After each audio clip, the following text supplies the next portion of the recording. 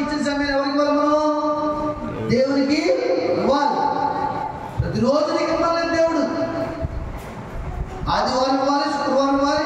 ప్రతిరోజు కూడా 24 గంటల్లో 2 గంటల 40 నిమిషాలు ఇవ్వాలి. అప్పుడు నీ ప్రతికూల పరిస్థితులు అనుకూల పరిస్థితులుగా మార్చబడతాయి. దశభాగం డబ్బుల్లోనూ, ధనంలోనూ, కూరగాయలను, కోళ్ళు గుడ్లు కాదు. మనకు ఇచ్చిన ఆయుష్కాలం కూడా దేవుడికి సమయాన్ని దశభాగం ఇవ్వాలి. 2 గంటల 40 నిమిషాలు ఇవ్వాలి. నువ్వు ఏదైతే అరగంట వాక్యం చూస్తావా, అరగంట ప్రార్థన చేస్తావా, నీ పిల్లల చేత పట్టుకుని కుటుంబ ప్రార్థన చేస్తావా, 2 గంటల 40 నిమిషాలు నువ్వు దినములో నువ్వు ఇవ్వాలి దేవుడు స్తోత్రం. హల్లెలూయా. కనుక మనకున్నటువంటి ఆస్తి మనల్ని కాపాడదు, మన చదువు మనకు అక్కడ కాపాడదు, మన అధికారం కూడా మనకి కాపాడు. చేతిలో అధికారం ఉంటుంది, కింద దాసులు చాలా మంది ఉంటారు, పనివారు.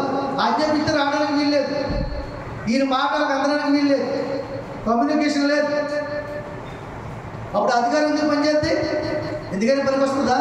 ఎందుకు పనిచేస్తుందా? ఎందుకంటే సృష్టికి ఏదైతే చెప్తున్నాడో దేవుడు అది తప్పగా సృష్టిలో ఉన్న యావత్తు జరిగిస్తుంది. ఆకాశం జరిగిస్తుంది, సూర్యుడు, చంద్రుడు, నక్షత్రాలు వాటి క్రమ ప్రకారంగా దేవుని మాట ప్రకారంగా జీవిస్తున్నాయి, ప్రవర్తిస్తున్నాయి. మానవుడే తన ఇష్టాలను జీవిస్తున్నాడు. దేవుడి చిత్తాన్ని జరిగించట్లేదు. దేవుడు అనేవాడు ఉన్నాడని సంగతిని కూడా మర్చిపోయి నేనే దేవుడిని చెప్పుకునేవారు లేకపోలేదు. నరలేదా? 4 వరాలు దేవుడిస్తే ఆ వరాలు భూలోకంలో నెరవేరుస్తున్న దేవుడని మహిమార్థమై నా వల్ల జరుగుతుంది నేనే దేవుడిని చెప్పుకునేవారు లేకపోలేదు. కనుక దేన్ని బట్టి మనం కలిగించకూడదు. ఈరోజు పోస్ట్ ఆఫీస్లో ₹1,00,000 వేయొచ్చు, బ్యాంకులో నీకు ఫిక్స్డ్ డిపాజిట్ ఉండొచ్చు, నీకు BMW కారు ఉండొచ్చు, నీ కింద 10 మంది పరివారం ఉండొచ్చు. ఏది నీకు అక్కడికి రాదు. దేవుని కృపకి తోడుకుంటే సమస్తం నీకు అక్కడికి వస్తాయి. దేవునికి మహిమ కలుగుతుంది. సృష్టిలో అన్నిటికంటే ముఖ్యమైనది, ప్రాముఖ్యమైనది ఏంటంటే మానవ జీవితం. మానవుడిని దేవుడు నిర్మించడానికి, మానవుడు జీవించడానికి, భూమిని, ఆకాశాన్ని సమస్త సృష్టించడానికి కారణం ఏంటంటే కేవలం ఆయన నామాన్ని స్తుతించాలనే ఉద్దేశంతో, ఆ ఉద్దేశంతో నన్ను స్తుతించడానికి, ఆరాధన చేయడానికి, నా సాక్ష్యాన్ని ఈ ప్రపంచానికి అందించడానికి ఒక మానవుడు కావాలనే ఉద్దేశంతో దేవుడు చేశాడు. మానవుడు ఏం చేస్తాడంటే ఈ ప్రపంచంలో ఉన్నటువంటి అన్నింటినీ కూడా అనుభవించి అది గొప్పదని ఎంచి గొప్ప దేవుడిని విడిచిపెట్టి దేవునికి విరోధంగా చేస్తున్నాడు. కాబట్టి ఏ సృష్టి అయితే మానవుడు జీవించడానికి ఆధారం ఉందో ఆ సృష్టిగా మరలా దేవుడు ఆజ్ఞిస్తున్నాడు. ఆకాశానికి ఆజ్ఞిస్తున్నాడు. భయంకరమైన వర్షాలు కురిపిస్తున్నాడు. మరలా వర్షాలు స్టార్ట్ అయ్యాయి. ఆ వర్షంతో సరస్సులు, నదులు, కాలువలు నిండుతున్నాయి. అవి పట్టణాల్లోకి వెళ్తున్నాయి, గ్రామాల్లోకి వెళ్తున్నాయి. దేవునికి మహిమ కలుగుగాక. హల్లెలూయా. మనకు వాగు దగ్గర పోటీకి ఎక్కువగా వస్తుంటే 2 వాహనాలు ముందుగా ఒక లారీ ఉంది, తప్పించుకెళ్ళింది. వెనకాల ఎత్తిగా వెహికల్, మారుతి ఎత్తిగా 7 సీటర్ వెహికల్, ఇద్దరు వెళ్తున్నారు. దాంట్లో డ్రైవర్, పక్కన ఇంకొక అతను. మధ్యలో వెళ్ళేటోడికి మధ్య ప్రయాణం చేస్తున్న లెఫ్ట్ సైడ్ ఉన్న వ్యక్తికి భయం వేసి దిగి అవతలకి పారిపోయాడు. ఆ ఫ్లోటింగ్లో వచ్చి అతను కూడా కొట్టుకెళ్ళిపోతుంది. దేవుడు కాపాడాడు మొత్తానికి. కానీ ఈ వెహికల్ డ్రైవర్కి భయం వేసి వెనక్కి వెళ్ళిపోదామని వెనక్కేసాడు. వెనక్కి వెళ్తే 10 అడుగులు దాటిన తర్వాత త్రోవ ఉంది, రోడ్డు ఉంది, రోడ్డుకి వెళ్ళిపోవచ్చు. ఆ 10 అడుగులను లెఫ్ట్కి వెళ్ళిపోయాడు. చూడకుండాను ఎక్కడికి? ఫ్లోటింగ్లోకి వెళ్ళిపోయాడు. ఇక్కడ తప్పించుకుని అక్కడికి వెళ్ళిపోయాడు. అలా తేలిపోతుంది తుప్పల్లోంచి. అక్కడ ఎక్కడ తిప్పుకుంటుందో, ఎక్కడ ములుగుతుందో, ఎక్కడ తిప్పుతుందో తెలియదు. దేవుడికి స్తోత్రం. చాలా భయంకరమైన పరిస్థితి. మరొక విషయం చూపిస్తాను చూడండి. వాక్యంలో కీర్తన గ్రంథము 2వ కీర్తన, కీర్తన గ్రంథం 2వ కీర్తన 3, 4, 5 వచనాలు చదవండి. భూరాజులు యెహోవాకును ఆయన అభిషిక్తునికి విరోధంగా నిలబడుచున్నారు. ఏలికలు ఏకీభవించి ఆలోచన చేస్తున్నారు. ఆకాశం ముందు ఆశీనుడవాడు నవ్వుచున్నాడు. ప్రభువారిని చూసి అపహసించుతున్నాడు. ఆయన ఉగ్రుడై వారితో పలుకును, ప్రచండ కోపంతో 'దేవునికి మహిమ కలుగును గాక. ఈ పరిస్థితులు ఎందుకు వస్తున్నాయి ఇలాగా? అధికారి కాదు, పేదవాడు కాదు, కలెక్టర్ కాదు, ఒక అడుక్కున్నవాడు కాదు, అందరి మీద ఉన్నవాడు కాదు, పేదరికి దారిద్ర్యం ఉన్నవాడు కాదు, అందరూ అపాయం గురవుతున్నారు. అందరూ వాళ్ళ హృదయంలో తలడిల్లిపోతున్నారు, భయం చెందుతున్నారు, ప్రాణభయంతో అపాయం పొందుతున్నారు. దీనికి కారణం ఏంటంటే భూరాజులు ఏం చేస్తున్నారట? భూరాజులు యెహోవాకును ఆయన అభిషిక్తునికి విరోధంగా నిలవబడుతున్నారు. భూరాజులు ఏం చేస్తున్నారట?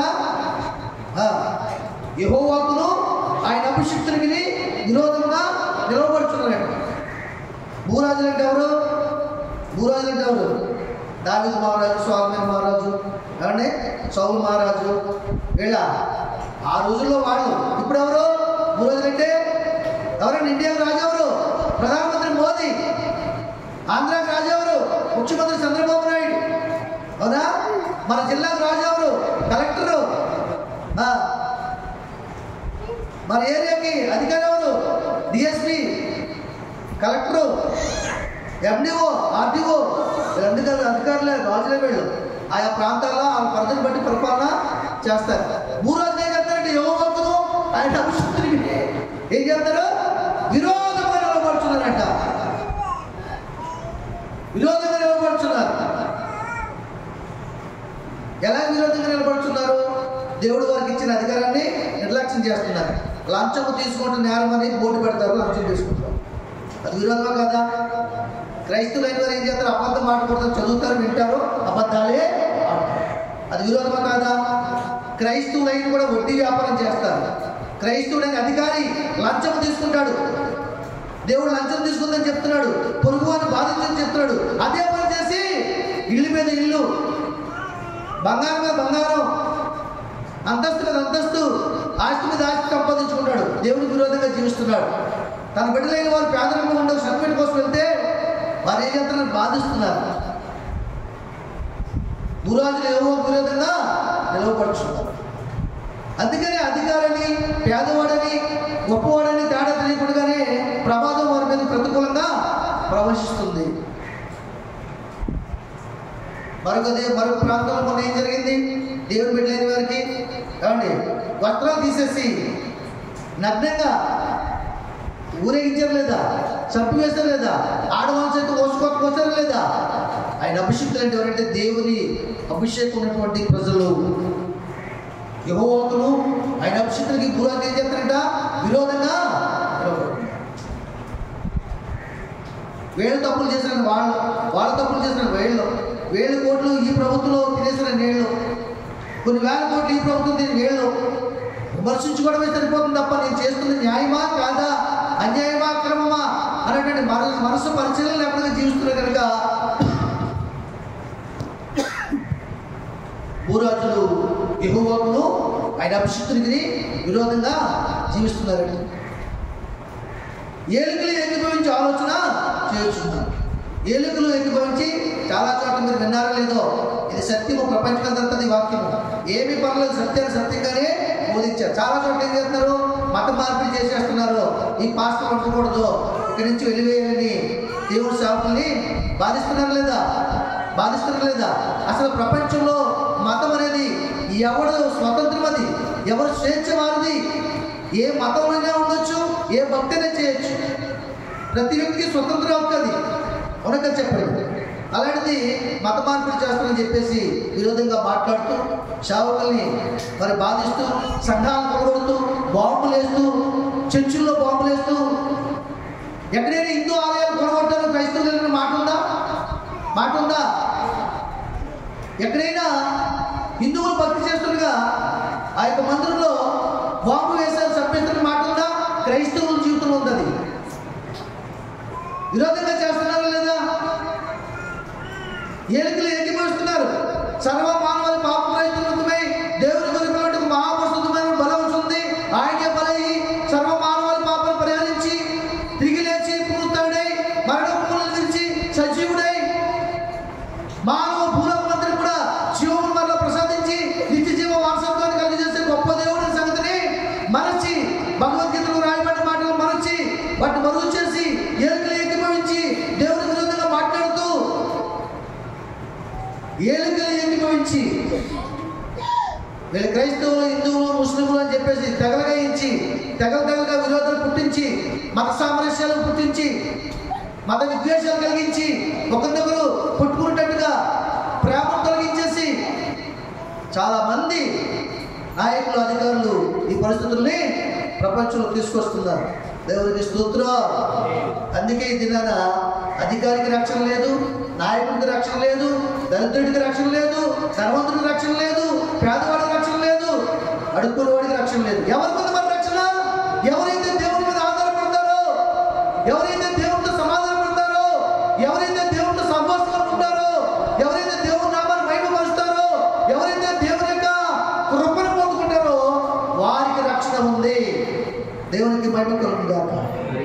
హల్లెలూయా. ఇంకా ఆ మునిగిపోయిన జనాల్లో, ఆ బుడమేరు ప్రాంతంలో, ఆ సింగనగర్లో, ఆ రామకృష్ణపురంలో, ఆయా ప్రాంతాల్లో ఎంతో మంది దేవుని బిడ్డల నుండి ప్రార్థన చేసుకుంటారు. చేతులెత్తి ఆ నీళ్ళలో ఉండి, ఆ గృహాల్లో ఉండి, దేవా మా కొరకు ప్రార్థన రక్షించయ్యా ప్రార్థన చేస్తుంటారు. కష్టకాలం ఉన్నప్పుడు పౌలు శీలలు ఎలాగైతే విశాఖలో ప్రార్థన చేసినప్పుడు వారు కూడా ఉన్న వారి బంధకాలు కూడా విడిపోయాయి. వారు రక్షించబడ్డారు, వారు కాపాడబడ్డారు, వారికి విడుదల వచ్చింది, వారి స్వతంత్రత వచ్చింది.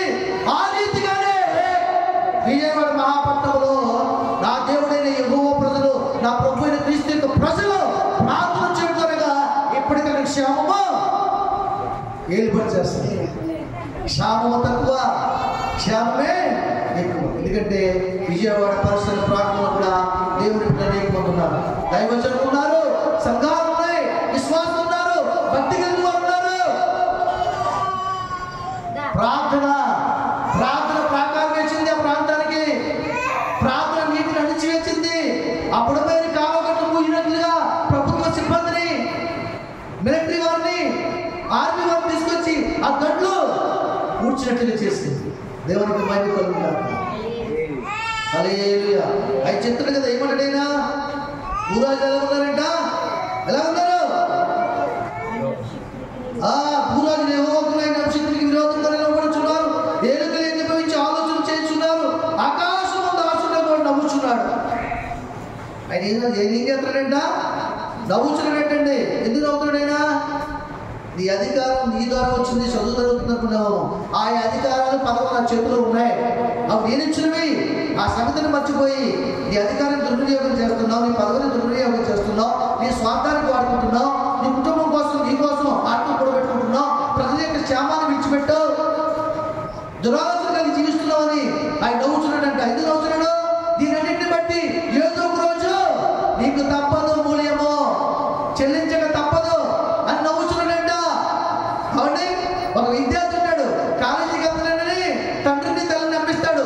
కాలేజీకి వెళ్తానని చెప్పి క్యారేజీ మధ్యలో తినేసి సినిమాకి వెళ్ళిపోతాడు.